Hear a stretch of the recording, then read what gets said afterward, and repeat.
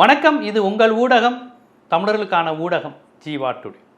விஜய் திரிஷா அந்த திருமண நிகழ்வில் கலந்து கொண்டது என்ன மாதிரியான தாக்கத்தை ஏற்படுத்தியது, விஜய் யாரை பழிவாங்க, யாரை எரிச்சல் ஊட்ட அவர் அப்படி நடந்து கொண்டாருங்கிறது குறித்து நம்ம விரிவாக பேசணும். மக்கள் நல்லா அதை வரவேற்றிருந்தாங்க. பலரும் அந்த கருத்தை மேற்கோள் காட்டி பேசினாங்க.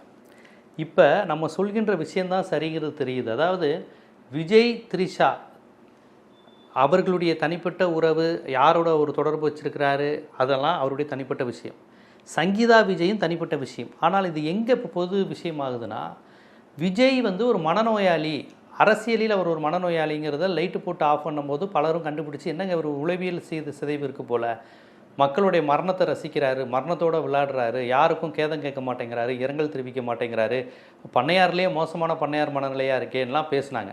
இப்போ தனிப்பட்ட வாழ்க்கையில் சங்கீதாவும் ஒரு சைக்கோ, தன் கணவர் ஒரு சைக்கோ, பொண்டாட்டியே வீட்டுக்குள்ளே விட மாட்டேங்கிறாரு, பொண்டாட்டியை தள்ளி வச்சுருக்காரு, பொண்டாட்டிக்கு பொருளாதார நெருக்கடி தந்திருக்காரு, மனைவியுடன் பேசாமல் 5 வருஷம் ஒரு சைக்கோ மனநிலையில் அவர் இருந்திருக்கிறாரு அப்படிங்கிறத அவங்களும் சொல்லும்போது, என்னடா இவர் பொதுவாகவே ஒரு உளவியல் சிதைவு உடையவர் போல் அப்படிங்கிற அந்த விஷயம். உதவியாளரை எட்டி உதைச்சது குறித்து பாலாஜி பிரபு நம்ம இதில் பேசினார். பெத்த அப்பாவை உள்ளே விடாதீங்கன்னு சொன்னது, இப்போ மனைவியை வீட்டுக்குள்ளே விட மாட்டேன்னு சொல்கிறது, எல்லாத்தையும் பார்க்கும்போது யாரா இவர் அப்படிங்கிற அந்த விஷயம் வருது. இதை விட கொடுமை என்னென்னா, விஜய் ரசிகர்கள் இது அவருடைய தனிப்பட்ட விஷயம்ட்டு அமைதியாக இருக்காமல் கீழே இறங்கி சங்கீதாவை பற்றி ஆபாசமாக, பெண்களை வழக்கமாக ஒரு வார்த்தையை சொல்லி திட்டுவாங்கள்ல, அந்த வார்த்தையெல்லாம் சொல்லி திட்டிக்கிட்டு இருக்கிறாங்க. விஜய் அதை தூண்டி விடுகிறார், அதை ரசிக்கிறாருங்கிற வரக்கூடிய தகவல் ரொம்ப அதிர்ச்சியாக இருக்குது. என்னதான் டைவர்ஸ் வாங்கின மனைவி, பிடிக்காத மனைவியாக இருந்தாலும் தன்னுடன் 28 ஆண்டுகள் வாழ்ந்த ஒரு பெண்ணை தன்னுடைய ரசிகரை வைத்தாவா அசிங்கமாக ஒருத்தர் பேச விடுவாருன்னு எல்லாருமே அதிர்ச்சியில் இருந்தாங்க. இப்படி ஒரு மனுஷன் இருப்பாரா அப்படிங்கிற ஒரு தன்மையில். இந்த நிலையில் சங்கீதா மீண்டும் போட்டிருக்கிறாங்க. அதாவது த்ரிஷாவோட இவ்வளவு நடந்ததுக்கப்புறமும், ஆமாம் நான் இந்த நடிகையோட தான் இருக்கேன், உனக்கு என்னென்னு அந்த என்னையெல்லாம் கேள்வி கேட்க நீங்கள் யாருடா, ரசிகராக இருந்தானே, பொண்டாட்டியாக இருந்தானே, அப்பனாக இருந்தானே, எவனாக இருந்தானே, எனக்கு நான் ஒரு சொகுசு வாழ்க்கை, ஒரு ராஜா மாதிரி ஒரு வாழ்க்கையை நான் வாழ்ந்துக்கிட்டு இருப்பேன், மக்கள் ரசிகன் எவன் செத்தா எனக்கு என்ன, யார் இதுக்கும் நான் போக மாட்டேன் அப்படிங்கிறதுல அவர் தெளிவாக இருக்கிறாரு. இப்போ இந்த நிலையில் சங்கீதா அவர்கள் சரி ஓகே நீ இவ்வளோ ஓப்பனாக இருந்தேன்னா நானும் போடுறேன் அப்படின்ட்டு அவங்க என்ன சொல்கிறாங்க, இவருடைய பேர் ஒரு சினிமாவில் இருக்கிறாரு, பேர் கெட்டு போக வேண்டான்னு நாசுக்காக டைவர்ஸ் வாங்கிக்கலாம். டைவர்ஸ் வாங்குவது எல்லாருக்கும் சொல்லணும்னு அவசியம் இல்லை. ஒரு செலிப்ரிட்டியாக இருக்கிறதுனாலே டைவர்ஸை 4 பேருக்கு அறிவிக்கணும்னு அவசியம் இல்லை. வாழ்கிறாங்க, அவங்களுக்குள்ளே ஏதோ மிஸ் அண்டர்ஸ்டாண்டிங், பிரிஞ்சுட்டு போகிறாங்க, அதை பற்றி எதுக்கு நம்ம பேசணும். ஸோ சங்கீதாவும் அதை தான் சொல்கிறாங்க, நான் 5-6 வருஷத்துக்கு முன்னாடி நம்ம பிரிஞ்சு போய்க்கலாம். எனக்கு லண்டனில் அவங்க ஈழத்தமிழ் பெண், அவங்க இலங்கை நான் சரி நான் லண்டன் போய்க்கிறேன், நம்ம பிரிஞ்சிருவோம், பையன் பொண்ணுங்க எல்லாம் இது பண்ணி நம்ம ப்ராப்பராக ஒரு ஜீவனாம்சம் கொடுத்து பிரிஞ்சிருவோன்னா, விஜய் நினச்சிருந்தாருன்னா ஒரு நல்ல மனிதனாக இருந்தால், ஆமாம்மா இப்போ நம்ம 2 பேருக்குள்ள அண்டர்ஸ்டாண்டிங் இல்லை, நம்ம 2 பேரும் சேர்ந்து வாழ முடியாது, நம்ம 2 பேரும் பிரிஞ்சிருவோன்னு பிரிஞ்சால் அது ஒரு விஷயம் கிடையாது. அதையும் 4 பேர் பேசினா நம்ம அதை கண்டிக்கலாம். எப்பா அவங்க 2 பேரும் டைவர்ஸ் பண்ணுறாங்க, அதையெல்லாம் எப்போ பேசுகிறீங்க. ஆனால் அந்த பெண்ணுக்கு டைவர்ஸையும் தரல, டைவர்ஸ் பண்ணக்கூடிய உரிமையை அந்த பெண்ணுக்கு தராமல் இழுத்துடுச்சு. அது ஒரு உளவியல் மனநிலையை உண்டு பண்ணிவிட்டு, ஆமாம் இந்த நடிகையோட தான் நான் இருக்கிறேன், நீ எனக்கு டம்மி தான், ஆனால் உன்னைய பொண்டாட்டியாக இருந்து உனக்கு பொண்டாட்டிக்கான எதையும் நான் தரமாட்டேன்னு சொல்லி உளவியல் ரீதியாக சைக்கோ மாதிரி, இது புரியாத புதிர் படத்தில் ரகுவரன் கேரக்டர் தெரியுமா, ஐ நோ அந்த கேரக்டர் தான் விஜய். தான் மனைவியை அந்தளவு கொடுமைப்படுத்திக்கிட்டு பெண்களோட ஒரு உல்லாசமாக இருக்கிறாருங்கிறது தான் அவங்களுடைய இது. ஆமாம் நான் அப்படி தான் இருப்பேன்னு ரொம்ப ஓப்பனாக பேசியிருக்காரு. சார் நான் சொல்கிறேன், இவ்வளோ தூரம் வந்ததுக்கப்புறமா டைவர்ஸ் அனுமதிக்க வேண்டியதானே, டைவர்ஸை கொடுத்துட்டு ஜீவனாம்சம் கொடுத்துட்டு முடிச்சு விட வேண்டியதானங்க. இது ஒரு விஷயமா? உங்களோட வாழணும்னு தான் அவங்க ஆசைப்படலையே, அவங்க கெஞ்சுறாங்களா இப்படி ஒருத்தரோட வாழணும்னு? அவங்க தான் ஐயோ மனுஷ ஜென்மமே இல்லைங்க, இந்த சைக்கோவோட எப்படிங்க வாழ்றதுன்னு தானே அவங்களும் சொல்கிறாங்க. நீங்கள் என்ன பண்ணணும், உங்களோட வாழ விரும்பலைன்னா வேணா விட்டு போயிட வேண்டியதானே. அதுக்கப்புறம் நீங்கள் எந்த நடிகையோடு இருக்கிறத பற்றி யார் என்ன பேச முடியும்? அது உங்கள் 2 பேருடைய தனிப்பட்ட விருப்பம். அப்போ எவ்வளோ ஒரு உளவியல் ரீதியான ஒரு கொடூரமானவராக இருக்கார் பாருங்கள். இப்போ சங்கீதா போட்டிருக்கிற மனு கேட்டிங்கன்னா அதிர்ச்சி அடைவீங்க. அவங்க என்ன சொல்கிறாங்க, நீலாங்கரையில் அவங்க வீட்டுக்குள்ளே ஒய்ஃபை விட மாட்டேங்கிறாராங்க. ஒரு ஹஸ்பண்ட் இருக்கிற இடத்துக்கு ஒய்ஃபை வரக்கூடாதுன்னு அவர் சொல்கிறாரு.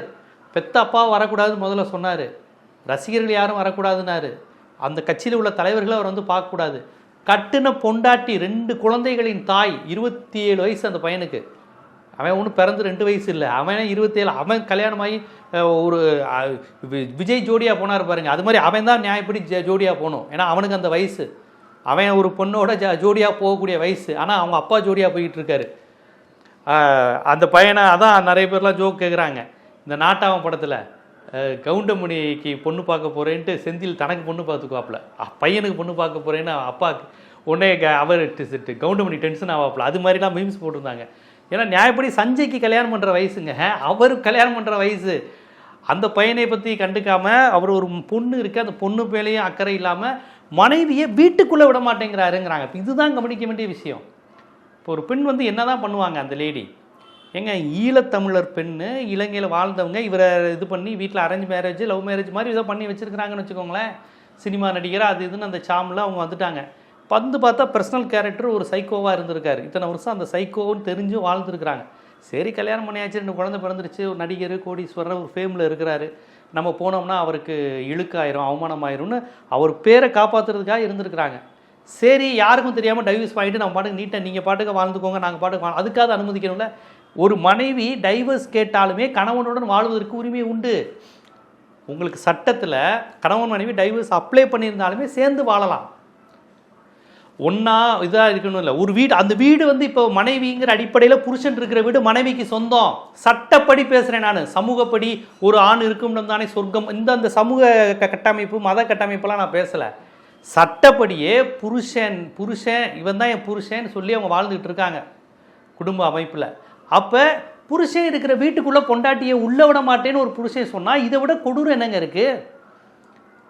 தமிழ் சினிமாவில் வந்து இந்த தங்கச்சியெல்லாம் கொடுமைப்படுத்துவாங்க, ஹீரோவுடைய தங்கச்சியெல்லாம் வில்லன்கள். இந்த நகை இருந்தால் தான் நீ வாழ முடியும்னு போய் அடித்து வரட்டி விடுவாங்க. உடனே ஹீரோ வந்து போய் திருப்பி அவனை அடித்து தங்கச்சியை வாழ்கிறான்னு சொல்லுவாப்புல. உண்மையில் விஜய் வந்து அந்த படத்தில் வர வில்லன்கள் மாதிரி தான் இருக்கிறாரு. கல்யாணம் பண்ண மனைவியை வீட்டுக்குள்ளே விட மாட்டேங்கிறாரு.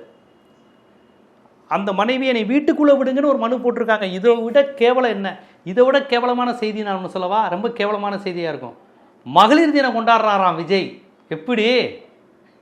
தாவைக்கா சார்பில் பிரம்மாண்டமாக மகளிர் தினம் கொண்டாடுறாராம். அதில் என்னங்க பேசுவார் மகளிர் தினத்தில் விஜய்? எல்லாரும் பெண்களை கண்களை போல பாதுகாக்கணும், கட்டின மனைவியை ஒழுங்காக சோறு போட்டு பாதுகாக்கணும், அம்மாவை பாதுகாக்கணும், அப்பாவை பாதுகாக்கணும், பெண்கள் தான் நாட்டின் கண்கள், இப்படிலாம் டயலாக் பேசுவார். கல்யாணம் பண்ணி 27 வருஷம் உன்னோட வாழ்ந்த மனைவியை உன் வீட்டுக்குள்ளே விட மாட்டேங்கிறீங்க. அதுக்கு அந்த அம்மா கோர்ட்டு கேஸுன்னு அலையுது. இதை விட கேவலம் இருக்காங்க? ஒரு சித்தாள் வேலை பார்க்கக்கூடிய ஒரு உழைக்கும் தொழிலாளி கூட தாங்கிட்ட பெரிய பணம் இல்லைனா கூட பிடிக்காத மனைவியாக இருந்தால் கூட தான் வீட்டுக்குள்ளே விடாமல் வீட்டுக்குள்ளே வச்சு தான் சண்டை போடுவார். வீட்டுக்குள்ளே போ, நீ எங்கேயாவது போன்னு சொல்ல மாட்டாப்புல. ஆனால் இவரை பாருங்கள், புருஷன் வீட்டுக்குள்ளே பொண்டாட்டி விட மாட்டேங்கிறாரு. எவ்வளோ இப்போ புரியுதா அவருடைய பையன் ஏன் விஜயை வெறுக்கிறாருன்னு? பெத்த தாயை இவ்வளோ கொடுமைப்படுத்துவதை நேரில் பார்த்துட்டாரு. அதுதான் நாளைய தீர்ப்பு படத்தில் வர சீனை போடுறாங்க. விஜயோட அப்பாவா ராதாரவி வந்து யாரோ ஒரு லேடியோட வர்றாரு. அவங்க அம்மா விஜயோட அம்மா பணிவிடை செய்கிறாங்க. இதை பார்த்து விஜய் வந்து பொங்கி எழுந்து அடிக்கிறாரு தான் அப்பாவையே. அவங்க எல்லோரும் கேட்குறாங்க, இதே மாதிரி சஞ்சய் உன்னை அடிக்கணும், நீ அந்த மாதிரி வில்லன் கேரக்டர் தான் பண்ணுறங்கிற மாதிரி அது இப்போ வைரல் ஆகிட்டு இருக்கு. இப்படி பல வைரல் ஆகுது. இவருடைய படத்தில் இருந்தே இப்படிலாம் நடிச்சுட்டு இவ்வளோ கேவலமாக தனிப்பட்ட வாழ்க்கையில் இருக்கீங்கன்னு பேசுகிறாங்க. அனைத்து இந்திய ஜனநாயக மாதர் சங்கம் இப்போ சங்கீதா பிரச்சனையை கையில் எடுத்துருக்கிறாங்க. அவங்க முழுக்க ஒரு பெண்ணுக்கான வாழ்வதற்கான உரிமை, ஒரு வீட்டில் வசிப்பதற்கான உரிமை. இதில் நான் இன்னொரு கொடுமையான விஷயம் சொல்லவா? அவங்க வந்து ஈழத்தமிழர் பெண்ணுங்கனால அவங்க வந்து இந்திய குடியுரிமை கிடையாது. அவங்களுக்கு வந்து இப்போ வேறு இடத்துல வீடு பார்க்க முடியாதுங்க. இப்போ எங்களுக்கும் வீடு பார்த்துடலாம். நம்மளாம் இந்திய குடியுரிமை பெற்றவர்கள், தமிழ்நாட்டை சேர்ந்தவங்க. அவங்க தமிழ்நாட்டை சேர்ந்தவங்க கிடையாது, இலங்கை. அவங்க ஈழத்தமிழர், அவங்க லண்டன் அங்கே தான் இருக்குது. அவங்க தமிழ்நாட்டுக்கு வந்தாங்கன்னா வீடு கிடையாதுங்க. அவங்க எவ்வளோ கேவலம்! இவர் தான் நாட்டை ஆட்சியை பிடிக்க போகிறேன், அரசியலுக்கு வந்துட்டு அவருடைய பொண்டாட்டிக்கு வீடு கிடையாது தமிழ்நாட்டில். தங்குனா ஏதாவது லாட்ஜில் தான் தங்கணும். லாட்ஜில் எவ்வளோ நாளுங்க இப்போ ஒரு லேடி தங்க முடியும் தனியாக? கேவலமாக இல்லை? சங்கீதாவை லாட்ஜில் தங்க சொல்கிறீங்களா? இப்போ மற்ற லேடிஸ் ஒரு திருச்சி, கோயம்புத்தூர், மதுரை, ராயபுரம், வியாசர்பாடி, வண்ணாரப்பேட்டையில் இருக்குன்னா அவங்களால ஒரு வீடு எடுத்து தங்க முடியும். ஒரு லேடியால் பணம் கொடுத்தா ஆணோ பெண்ணோ வீடு கிடைக்கும், சொந்த வீடோ வாடகை வீடோ. இவங்க வந்து சிட்டிசன்ஷிப், அவங்க பாவம், அவங்க சொல்லும் போது அழுக வருது. எங்களுக்கு என்னால் தமிழ்நாட்டில் வீடு எடுத்து தங்க முடியாதுங்க, இந்தியாவுக்குள்ளே எனக்கு வீடு கிடைக்காதுங்க. அதில் கூட சிக்கல் இருக்குது. எவ்வளோ கொடுமை பாருங்கள். புருஷன் அவ்வளோ பெரிய வீடு அரண்மனையை கட்டி வச்சுருக்காரு, அதுக்குள்ளே இவங்க வர முடியாமல் பக்கத்தில் லாட்ஜில் ஹாஸ்டலில் ஏதாவது தங்கலாமா அப்படின்னு ஹாஸ்டல் லாட்ஜுக்கெலாம் போனால் அவன் டீட்டெயில் கேட்பான், யார் என்ன ஏதுன்னு. அவ்வளோ சீக்கிரம் தரமாட்டாங்க. இந்தியன் சிட்டிசன்ஷிப்பா, ஆதார் கார்டு எங்கே இருக்குது? இப்போ எஸ்ஐஆர் படிவு மூலமாக இந்தியன் சிட்டிசன்ஷிப்புக்கே ஓட்டர் ஐடி எடுத்து விட்றாங்க. எவ்வளவு கேவலமான நிகழ்ச்சி! நீங்கள் சங்கீதாவுடைய மனநிலையில் இருந்து பாருங்கள். அவங்க இந்த நாட்டின் குடியுரிமை பெற்றவர் கிடையாது. விஜயின் மனைவி என்ற அடிப்படையில் தான் அவங்க இந்த நாட்டில் இது பண்ண முடியும். அதை தவிர்த்து அவங்களுக்கு வேறு அடையாளம் இல்லை. அப்போ விஜயோடைய மனைவினா விஜயோட வீட்டில் தான் இருக்கணும். ஆனால் விஜய் வீட்டுக்குள்ளே விட மாட்டேங்கிறாரு. அப்போ அவங்க இந்தியாவில் வந்து குடியிருக்கணும்னா என்ன பண்ணணும்?